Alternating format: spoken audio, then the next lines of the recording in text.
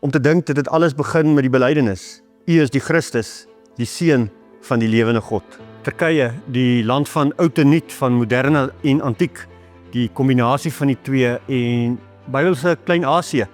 Baie keer as mense toer of rondreis, dan besef hulle nie dat Turkye is regtig die Klein-Asië van die Bybel.